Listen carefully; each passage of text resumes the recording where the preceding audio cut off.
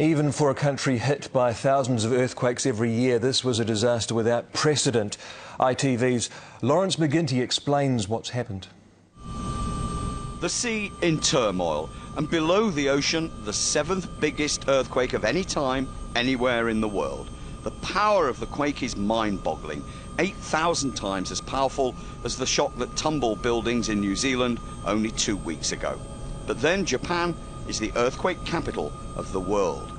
On this map, every dot is an earthquake that's happened since 1900, and these are only the big ones. So Japan is prepared.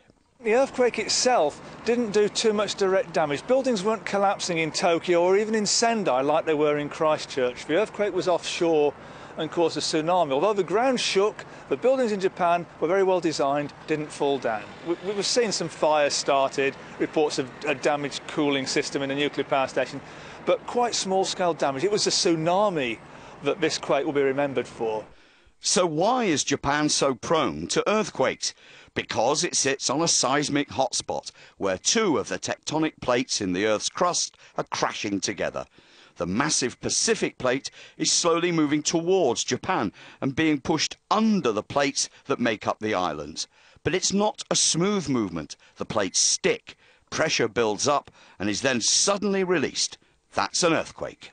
What has happened is one plate has gone under another and buckled it down. It has then sprung back, and that has lifted the whole ocean up above it over a huge area. And then the wave has been created by that.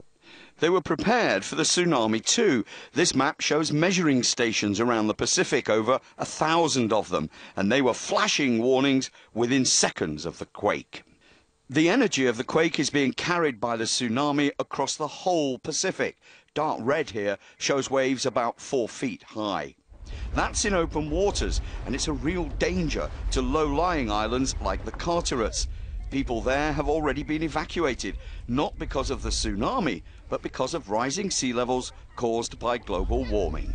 Now they're threatened by a more natural disaster, a tsunami caused by an earthquake.